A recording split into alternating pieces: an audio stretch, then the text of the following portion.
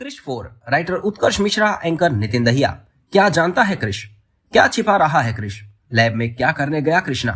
क्या है रोहित के सवाल? हेलो दोस्तों, मैं नितिन आपका स्वागत करता हूं बॉलीग्राड स्टूडियोज में।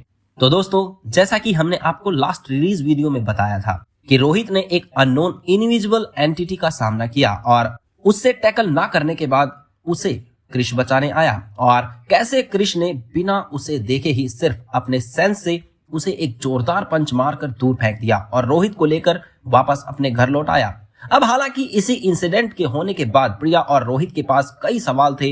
रोहित घबराया हुआ था और उसके मन में ढेरों सवाल भी उठ रहे थे कि आखिर क्यों वो इतना पावरफुल होते हुए भी उस चीज से नहीं भिड़ पाया और कैसे उसके पिता ने उसे एक झटके में दूर गिरा दिया।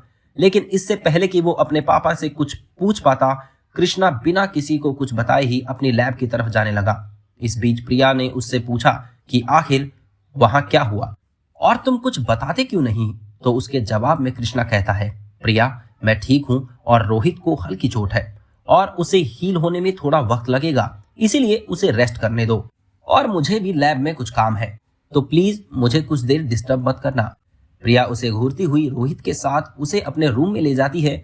यहाँ वो रोहित से पूरे इंसिडेंट के बारे में पूछती है, जहाँ रोहित उसे सब कुछ बताता है कि कैसे कृष्णा ने बिना कुछ कहे और पता नहीं कैसे उसे ना देखे हुए भी दूर फेंक दिया। प्रिया उसे आराम करने को कहती है और कुछ देर अकेले में बैठ जाती है। वहीं दूसरी तरफ कृष्णा अपनी लैब में जाकर टेबल पर हाथ रखे खड़ा है। कुछ देर सोचने के बाद वो एक मिरर की तरफ मुड़ता है जो असल में एक कबर्ड पर लगा है। वो अपनी तरफ देखता है और फिर उसे खोल देता है।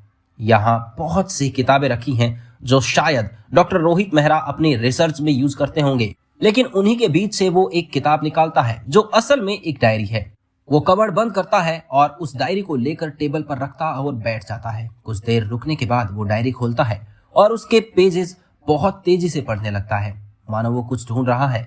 इस डायरी में पेन से ही कुछ लिखा है, जैसे उसके पिता रोहित के नोट्स, लेकिन वो इन्हें पलटता जाता है और अचानक रुक जाता है। कुछ देर पढ़ने के बाद वो एकदम से चौंक जाता है। हालांकि उसके चेहरे पर घबराहट तो थी, लेकिन एक अजीब सा शौक भी था। इससे पहले वो कुछ करता, उसके पीछे से आवाज आती है, इसमें क्या है कृष्णा? प्रिया उसके पीछे खड़ी सब देख चुकी है और आखिर कृष्णा क्या ऐसा छुपा रहा है जो प्रिया को भी नहीं बता रहा? किसकी है ये डायरी और आखिर किस चीज से इतना डर रहा है कृष्ण? ये सब वो सवाल हैं जो प्रिया के दिमाग में चल रहे हैं और साथ ही आपके भी। तो बस अब थोड़ा सा वेट कीजिए, सबके जवाब कृष्णा आपको देगा बहुत जल्द। धन्यवाद।